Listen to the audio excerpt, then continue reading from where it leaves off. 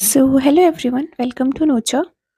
सो ये last part बाकी था इस चैप्टर का एंड मैंने ये पार्ट कवर भी किया था पार्ट 2 में, but then some technical issue occurred जिसकी वजह से ये पार्ट लोड नहीं हो पाया। And I think you have also noticed कि वो जो एंडिंग है वो बहुत अब्रप्टली एंड हुआ था, like without me saying any by two you और एनीथिंग। तो यही रीज़न है कि टेक्निकल इश्यूज़ की वजह से जो लास्ट का जो पार्ट था वो रिकॉर्ड नहीं हो पाया था। तो this is the part 3 for you guys and I know कि बहुत लेट ये अपलोड हो रहा है, but thank you for your patience. Now let us start. Okay so अब तक हमने पढ़ा कि Lord Lytton was appointed by the league to investigate the situation in Manchuria and make recommendations for possible solution. ये जो आदमी है, ये लॉर्ड लिटन, इनको अपॉइंट किया गया था लीग से कि ये सिचुएशन को इन्वेस्टिगेट करे। नाउ उसने क्या कहा जानते हैं अभी? The Lytton Commission suggested that Manchuria be made an autonomous province under Chinese suzerainty. मतलब autonomous province का ये मतलब है कि Manchuria would be made an independent province। जैसे कि इंडिया, if you know, पहले इंडिपेंडेंस जब नहीं हुआ था, मतलब इंडिपेंडेंस के टाइम पर इंडिया भी बहुत सारे प्रोविंसेस में डिवाइडेड थे जिनके रूरल्स डिफरेंट थे। ठीक है, रूलर्स डिफरेंट थे और वो मतलब फंक्शन भी बहुत डिफरेंटली करते थे। एक एक प्रोविंस, जैसे हैदराबाद का एक प्रोविंस था, जम्मू कश्मीर का एक प्रोविंस था। तो they were basically divided under province which were independently ruled by the respective rulers. Fine. तो यही जो सोल्यूशन है, यही सोल्यूशन लॉर्ड लिटन ने भी उनको एडवाइस किया था कि एक काम करो, मंचूरिया को एक ऑटोनॉमस प्रोविंस घोषित कर दो जो इंडिपेंडेंट रहेगा और उसको वो खुद उनको रूल करेंगे, बट वो होगा under Chinese suzerainty. Now of course Japan इस डिसीजन से खुश नहीं था। Opposing this proposal of the Luton Commission, Japan withdrew her membership from the league in 1933 and continued her control over Manchuria. तो इससे क्या हुआ, जापान ने बेसिकली उनको मतलब उनको कोई हीड नहीं पे किया, उन्होंने उनको पूरा का पूरा बात को उन्होंने नकार दिया जापानीज ने। उन्होंने क्या किया, वो लोग जो लॉर्ड लिटन ने जो सजेशन उनको रिकमेंड की थी उसको उन्होंने नहीं माने। वो ना मान के they continued their control over Manchuria. And इससे क्या हुआ, जापान पहले लीग ऑफ नेशंस का एक मेंबर था। ओके तो फिर इसके बाद क्या हुआ, Japan withdrew her membership as there exists a difference of opinion between England and America over Manchuria issue. League failed to take any effective measure against Japan. तो इस मामले को लेकर इंग्लैंड एंड अमेरिका में डिफरेंस था opinion का। तो since there was a difference in opinions, they could not take any action. Now we're coming to this last part. No, this is second last part basically. Japan's further advancement in China 1933. Okay, so the success of Manchuria expenditure encouraged Japan's imperialistic aspirations. मतलब क्या हुआ, since league of Nations ने कुछ action नहीं लिया Manchuria की इन्वेशन के ऊपर, they got encouraged, I mean Japan got encouraged कि हम आगे भी इन्वेशंस कैरी आउट कर सकते हैं, हमको लीग ऑफ नेशंस रोकने वाला नहीं है। तो they got an encouragement from that. She now wanted to establish her political supremacy and economic leadership in the Far East as well as in Asia. मतलब थोड़ा सा फैसिज्म नाजिज्म का concept यहाँ पर चलाया था उनके दिमाग में कि I can gain my political supremacy now. तो मुझे अभी कोई लिमिटेशंस नहीं है कि मुझे मेरे ही राज्य में रहना पड़ेगा। I can go on invasions and nothing will happen. Okay, in the meantime, China became stronger under the rule of Chiang Kai-shek. Now, who was Chiang Kai-shek? Chiang Kai-shek was basically a political leader जो कि right wing थे in nature. मैं इस पे पहले बाद में बात करती हूँ थोड़े से, तो पहले ये समझ लो। Japan apprehended that she might be excluded from Manchuria. So now what happened is this Chiang Kai-shek person was growing stronger under China.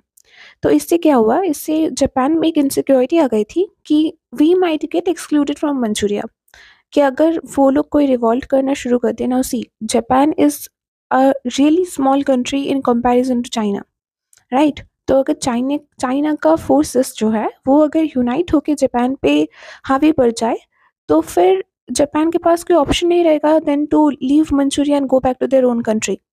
तो उनको यही डर था। In 1922, Japan began to advance into the rest of the northeast China, over which she had no claim whatsoever.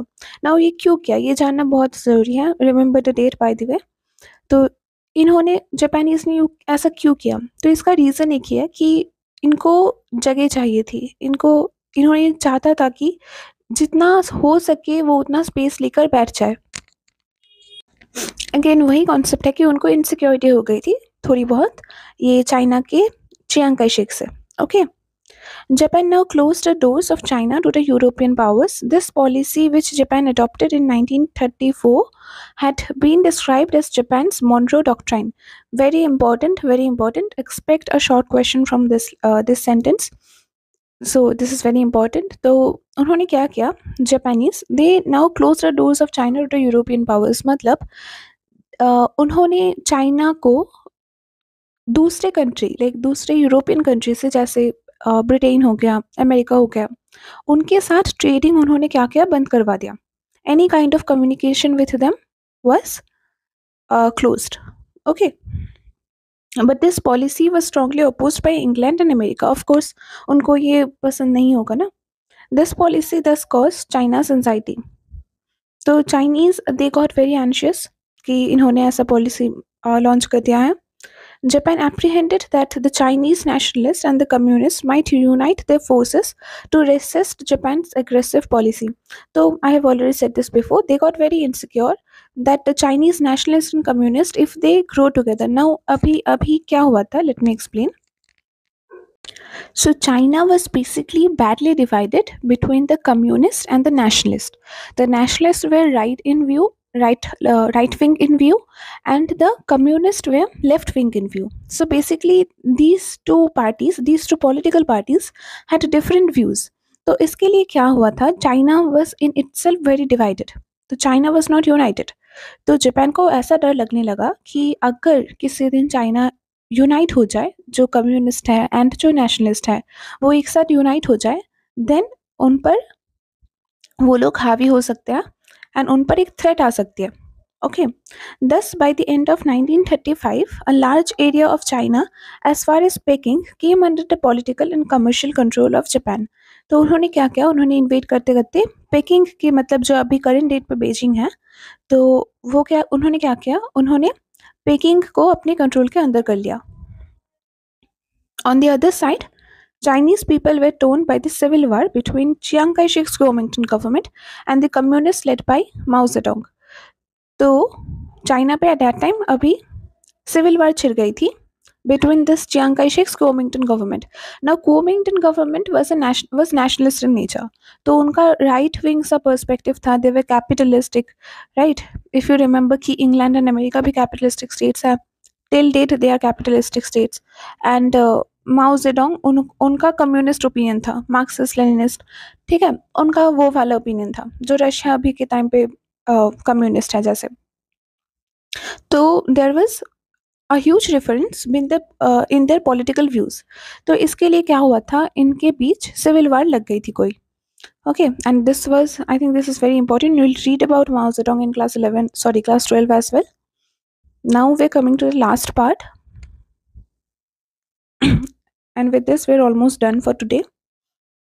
Further invasion in China 1937 to 38. Japan now entered into an anti-Comintern pact with Germany and Italy in 1936. So जो expected था, इन्होंने क्या किया, Japan ने Germany and Italy को join कर लिया।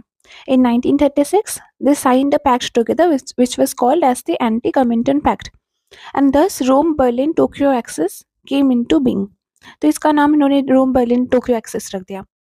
This pact was directed against the Communist International but by implication against the Soviet Union. मतलब इन्होंने एकजुट होकर यूएसएसआर के अगेंस्ट में एक ट्रीटी साइन कर लिया और एक ग्रुप की तरह बन गए। The Japanese army then started invading other parts of China in July 1937. तो इन्होंने जो इन्वेशन करना चालू किया था मंचूरिया से शुरू करके, इन्होंने ये मतलब ये कंटिन्यू किया। ओके, ये अच्छी तरीके से इन्होंने कंटिन्यू किया। Thus, by the autumn of 1938, the Japanese army captured the cities of Shanghai, Nanking, and Hankow. Remember the names? तो इन जगह पे इन्होंने कब्जा कर लिया था. In this situation, Chiang Kai-shek reached an understanding with the communists that both of them would cooperate each other against the Japanese invaders. अब इस टाइम पे जाके इनके दिमाग में अकल आया और इन्होंने सोचा कि हम क्यों अपने आप में ही लड़ रहे हैं. We should have fight against Japan first, क्योंकि they are a real threat to our country. तो उन्होंने क्या किया, उन्होंने एक अंडरस्टैंडिंग पे रीच किया. जो सिविल वार कर रहे थे इन दोनों ने, माओ Zedong and Chiang Kai Shek, उन्होंने एक अंडरस्टैंडिंग पे रीच किया कि अभी फाइटिंग, लड़ाई झड़ाई सब बंद करते हैं, अभी will fight against Japan and their invasions. Okay, with help from Russians, the spirited Chinese offered strong resistance. In the face of strong opposition, the Japanese army landed on south of China, quickly captured Canton, but Chiang refused to surrender or accept Japanese terms. तो इन्होंने क्या किया, Japanese जो थे, इन्होंने Canton नाम की एक जगह को जो चाइना में है, उनको उन्होंने कैप्चर कर लिया. बट चियांग जो वहाँ का रूलर था, उसने क्या किया, उसने रिफ्यूज कर दिया टू सरेंडर और accept any terms. Okay.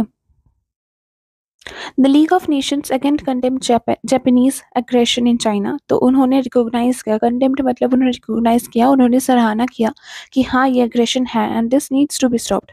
But the league had no power to react against Japan. Reason क्या है, रीजन जान लेते हैं. इस पे क्वेश्चन आ सकता है. By the way, you can see I have marked this. Japan was no longer a member of the league and refused to attend a conference about the Chinese situation. तो first reason ये था कि Japan had already left the League of Nations and वो चाह ही नहीं रहा था कि वो कोई इस पे conversation करे, because obviously Japan knew that he is at fault and that is why उन्होंने जो भी conference, मतलब उनको बुलाया गया था जो भी conference में, वो सब उन्होंने avoid करना चालू कर दिया था. As Britain and France were preoccupied with Hitler in Europe, they were not in a position to take much notice of China. Again, उन्होंने जो वेस्टर्न पावर्स है वो कभी भी, एक्चुअली अभी तक भी, वो उतना एशिया में ध्यान नहीं देते हैं. वो थोड़ी सी काइंड ऑफ नेग्लेक्ट करके चलता है एशिया को. तो एज यूजुअल उन्होंने ब्रिटिश एंड फ्रेंच जो थे, उन्होंने क्या किया, उन्होंने उसका चाइना का जो नोटिस, चाइना में जो मैटर चल रहा था उसका ज़्यादा नोटिस नहीं लिया. वो they were busy with Hitler. They were busy in toppling Hitler and underpowering him. Russia, on the other hand, was not willing to start a full-scale war with Japan. अभी Russia जो था वो Japan के साथ लड़ना झगड़ना नहीं चाहता था. They were not ready and they were not willing. They were not interested.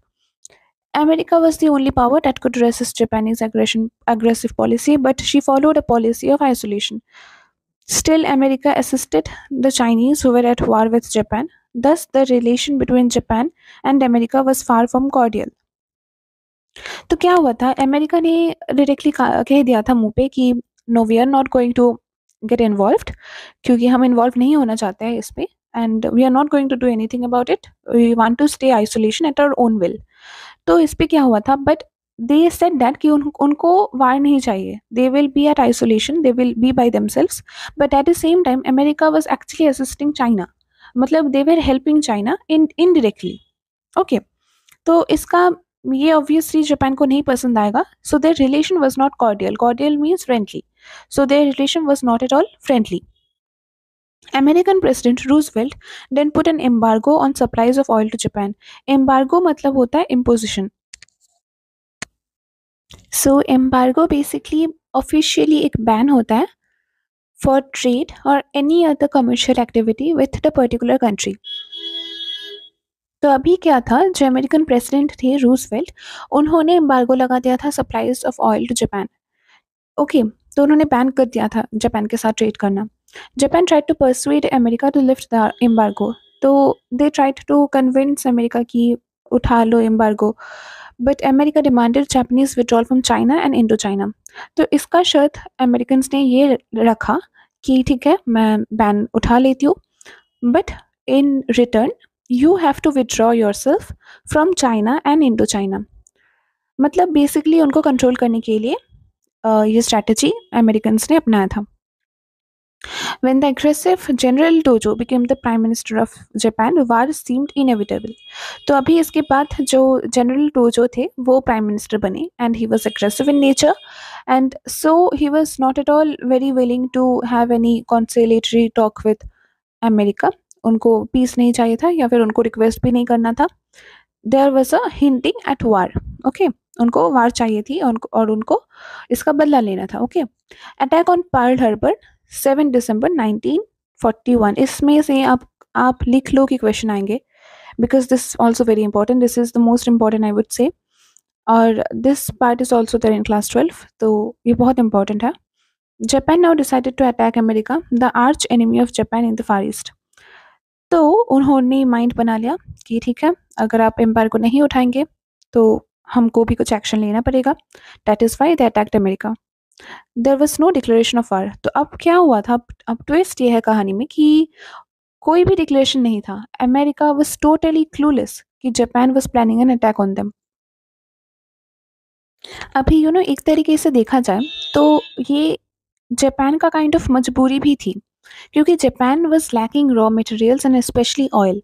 तो उनको रॉ मटेरियल्स चाहिए थे to expand her territory in order to expand further into China. तो उनको रॉ मटेरियल्स की सख्त ज़रूरत थी and meanwhile in the very same time America ने उन पर एम्बार्गो लगा दिया. तो इसलिए उनका जो रॉ मटेरियल का जो स्टॉक था वो ख़त्म होता जा रहा था and it was getting very threatening for Japan.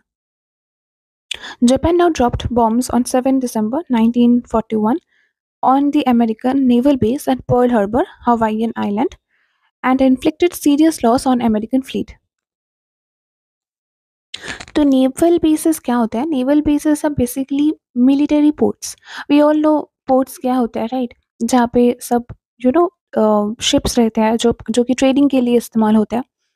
तो जो नेवल बेसिस है वो बेसिकली मिलिटरी पोर्ट है. वहाँ पे शिप्स तो रहते हैं पर वो जनरली वार शिप्स होते हैं. ओके, मतलब बेसिकली वार शिप्स ही होते हैं. And inflicted serious loss on the American fleet. Of course एक शिप में बहुत खर्चा होता है and as a matter of fact एक शिप बनाने में एक प्लेन बनाने से भी ज़्यादा खर्चा हो जाता है. तो यू कैन इमेजिन कि हाउ एक्सपेंसिव होता है वो लोग, मतलब वो शिप्स. तो बिकॉज ऑल्सो कि वो मिलिट्री में लगते हैं ना, काम लगता है मिलिट्री में, so they have to make it study and well. तो बहुत महंगे होते हैं शिप्स.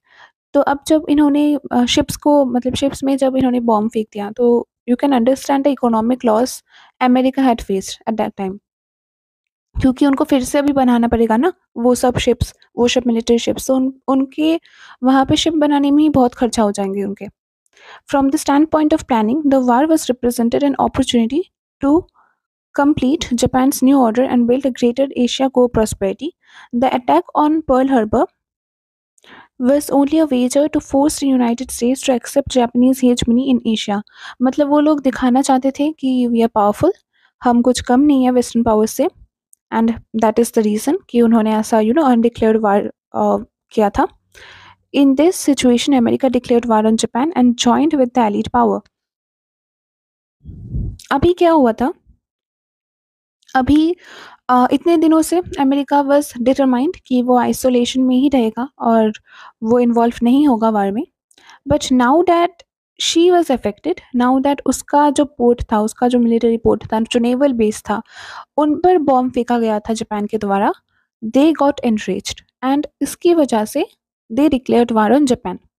तो अभी से ही बेसिकली सेकेंड वर्ल्ड वार का जो मतलब एक होता है ना, जो भयंकर वाला फ्रेज, इस पार्ट से शुरू होता है जब यूएसए एंटर करता है वर्ल्ड वार में. ये आप क्लास 12 में पढ़ोगे एंड इसका एक फुल चैप्टर भी है. तो आप तब बेटर समझोगे और बहुत मज़ा भी आएगा, trust me. Okay, and they joint the war on Japan, मतलब they declare the war on Japan and they joint with the allied power. Allied power मतलब कौन थे? Allied power basically Britain and France. Okay, and Axis power was Germany, Japan, and Italy. Thus, the Sino-Japanese War was ultimately merged with the Second World War. इस तरीके से जो जो cyano Japanese वार था, मतलब जो चाइना और जापान के बीच में जो वार था, वो मर्ज होता गया सेकेंड वर्ल्ड वार के साथ. So this was the end of the video. I hope you have liked it and if you did then please like the video and also do subscribe to our channel. बहुत ही new channel है. So you'll get a lot of benefits from here, and I'll keep on posting video as much as I can on a regular basis. So thank you everyone. Goodbye.